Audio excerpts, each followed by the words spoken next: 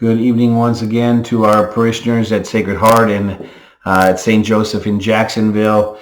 I'm now offering you a few words of reflection on the Passion of Christ that we commemorate on Good Friday. It might seem on the surface not to be such a good day when you're tortured and killed in the most horrific of ways, but it is in fact a Good Friday because it's the day we were liberated from our sins. And due to the length of the Passion, I won't read it as a lead into what I want to talk to you about. I think we're all very well versed in the details of it, but I think that in terms of the medical turmoil that he went through, certainly if you saw the Mel Gibson movie, The Passion of the Christ, it's pretty accurate to the detail of how Roman soldiers crucified people. We're told from St. Paul that the normal form of execution, if you were a citizen of Rome, which was a pretty high status thing, but the form of death would be beheading, is fairly swift, and from an ancient perspective in a brutal world, that was considered, I think, more merciful because it was a swift death. But by design, crucifixion was meant to draw out your death for a long period of time.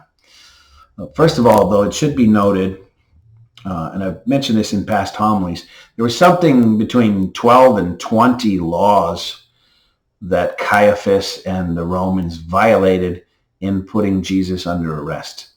You know, it wasn't such a barbarian world as you might imagine under Roman law. I mean, Romans often acted in a barbarous fashion, but they did have a very well-established legal system, and it prevented normally a lot of the abuses that actually took place in Jesus's case. It highlights just how unique his persecution was.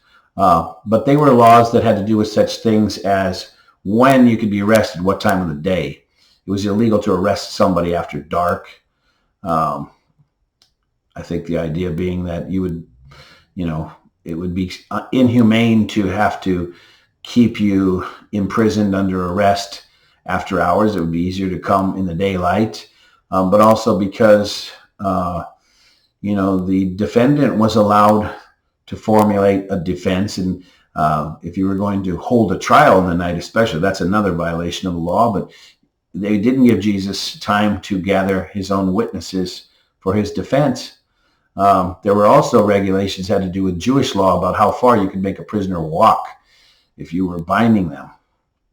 They violated that because if you measure out the distances that they marched him, that was a violation. So the way they carried out the trial, the procedures of the trial, the arrest, all those things were violation. And even the first step of his punishment was a violation of the law when he was scourged at the pillar.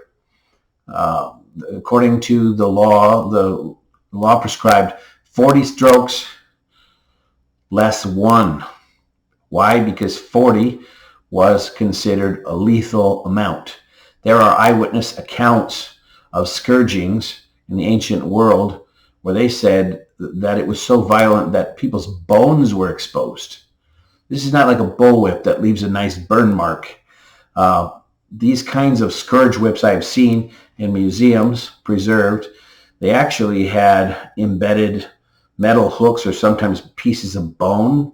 And the idea about them was you get enough leverage. You want to sink all these hooks into a person's skin, and then you pulled.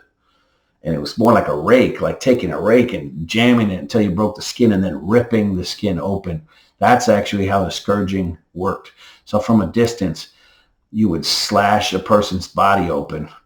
And even though they maintained that 40 strokes was lethal, there are a number of accounts of people dying from far fewer. In Jesus' case, he received more than a lethal amount. So that is a violation of the law. And there are others as well. You can read books for those kind of accounts for those who are interested.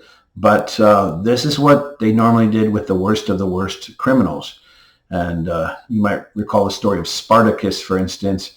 On some rare occasions, it was the practice of Romans to crucify criminals on all the main roads into the city. It was meant to be a deterrent for crime. Say if you were a traveling vagabond, some kind of a pocket thief or a rebel up to no good, you would walk past the gauntlet of all of these corpses or people slowly dying and crying out in pain. And above each of their heads would be written the crime that they were guilty of in multiple languages. So it was meant to frighten potential criminals away.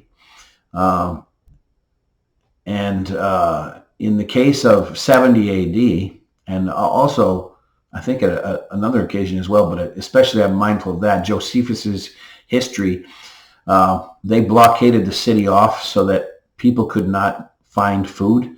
They essentially tried to starve people out until they were eating rats or shoe leather or whatever they could find. And even there were reports of cannibalism within the city.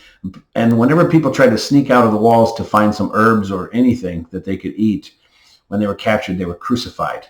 And the Roman soldiers, in a very cruel way, crucified them in a ring around the city. They built these higher barriers of landfill that made it higher than the city walls, and the people inside the city could see all these crucified people. And Josephus comments that he wasn't sure the day they stopped crucifying if they stopped because there were no more people to kill or there were no more trees to make crosses out of. That's how gruesome the scene was. So it was a horrific way to die, the worst way of all.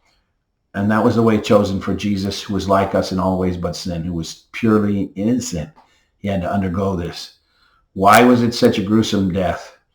Well, first of all, after the scourging and carrying your own cross, it's sort of akin to digging your own grave before you're executed.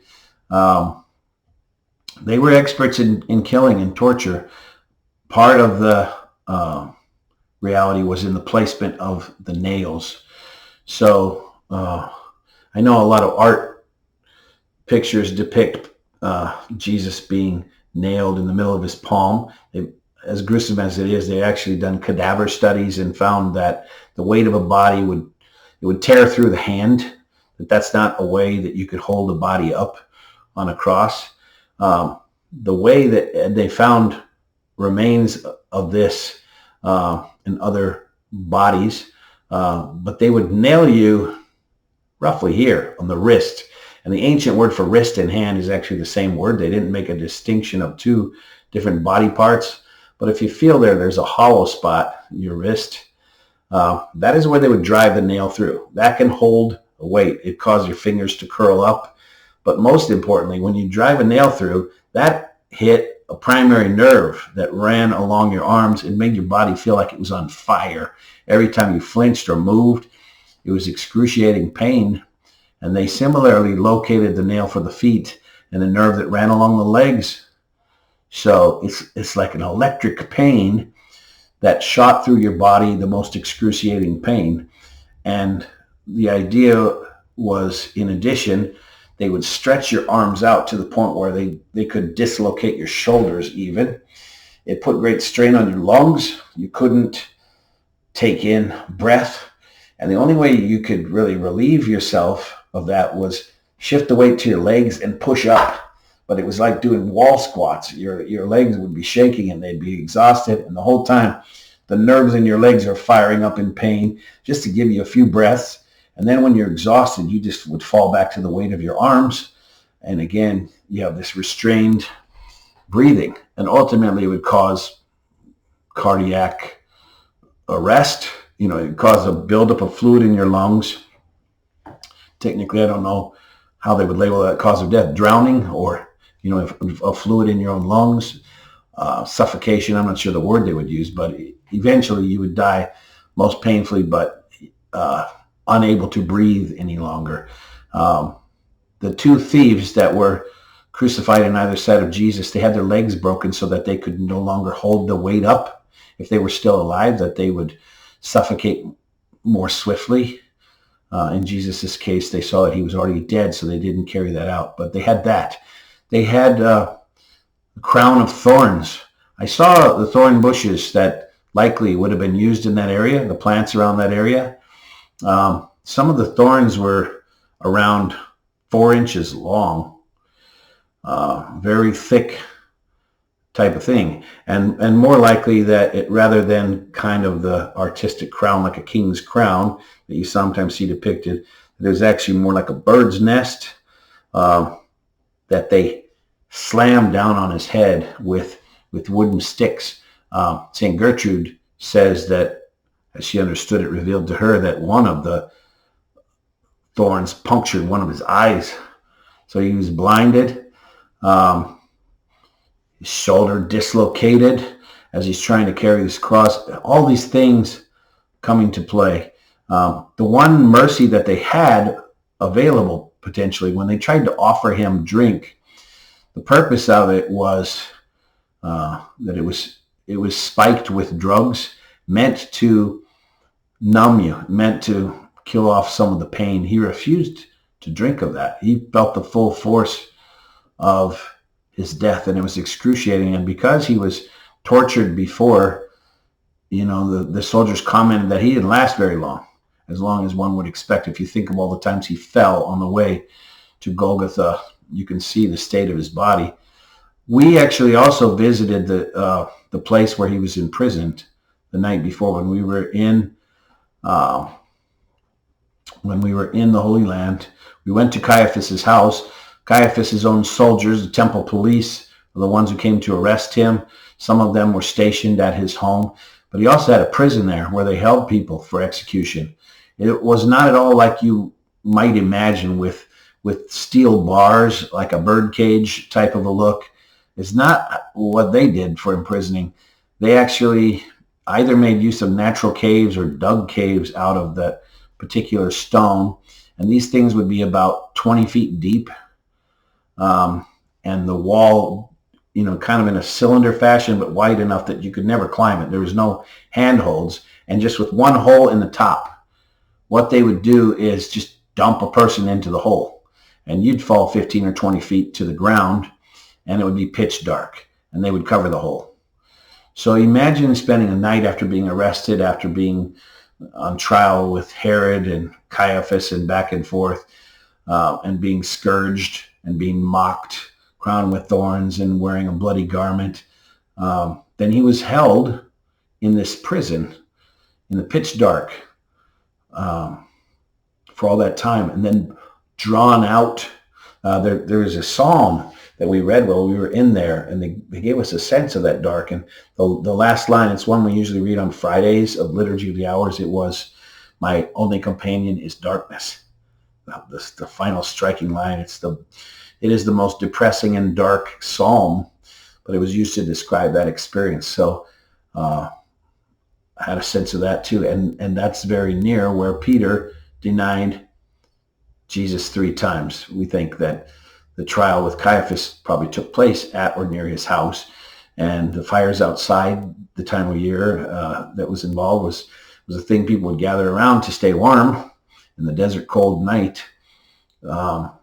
Jesus underwent that beforehand as well. So we have all those things. But let me get back to a word that I mentioned in the last video. For me, it was it really broke open the Passion of Christ in a new way. It's the word paradidomi.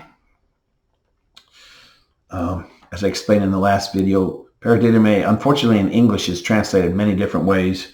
To be handed over to death, to be given over, to be surrendered over, to be delivered over, to give oneself up over, or to be betrayed. They all are translated paradidomi.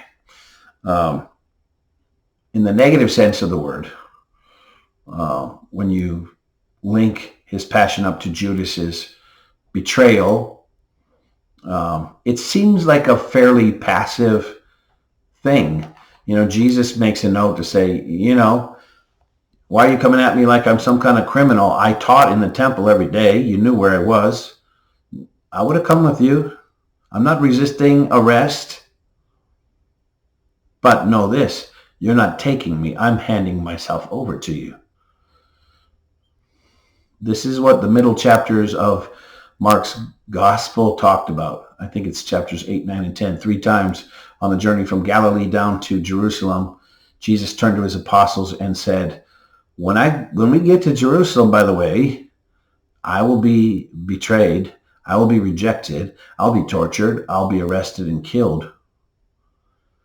Peter tries the first time to say, over my dead body, and Jesus has to say to him, get behind me, Satan. You're being an obstacle to God's plan.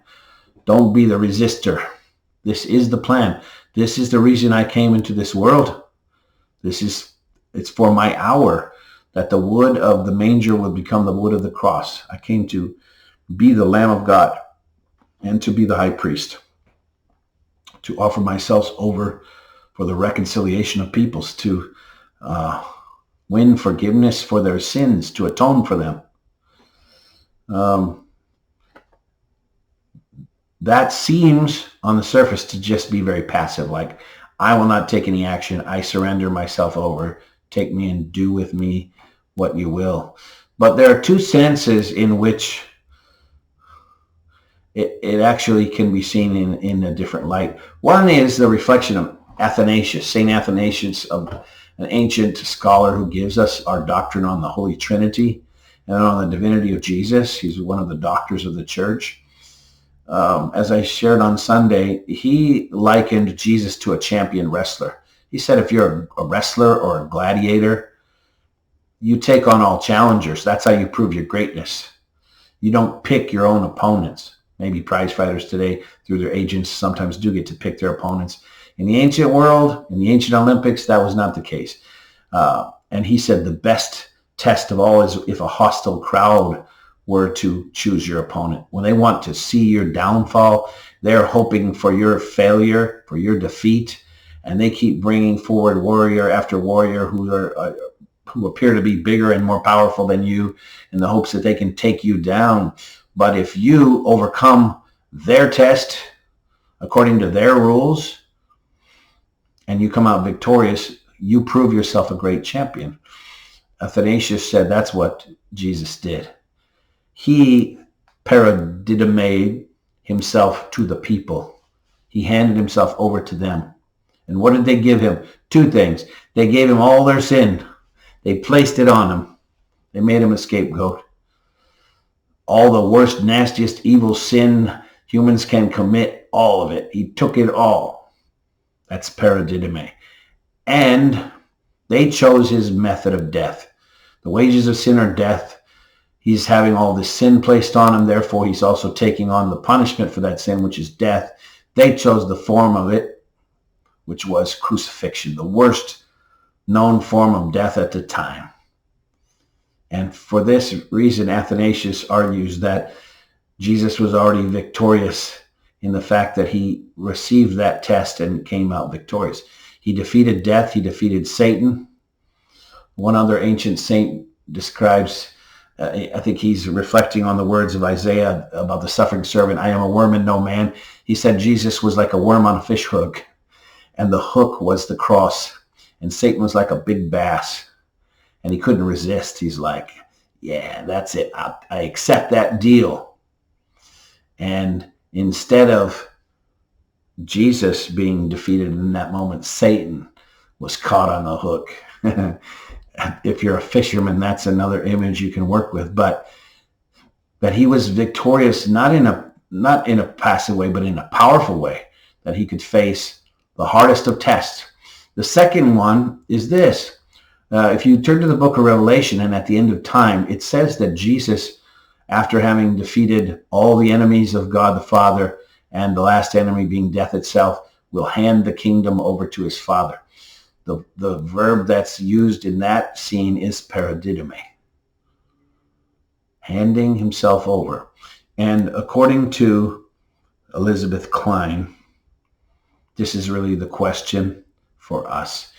She, quoting some ancient Christians, she said, at the end of it all, there really are only 2 choices, and those involve which thief you will be.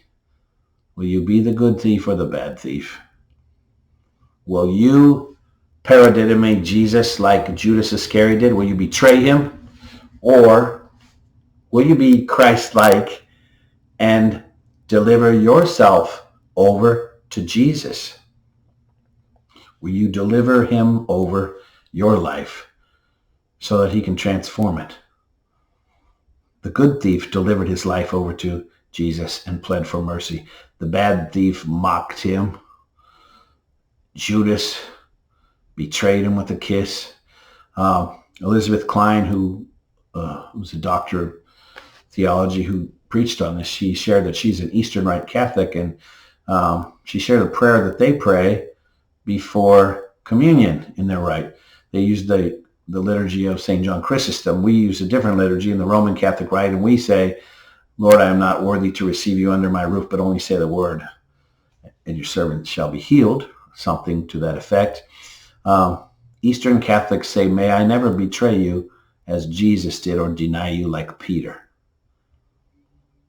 They're saying literally, may I never paradidomi you in a negative sense. May I never betray you.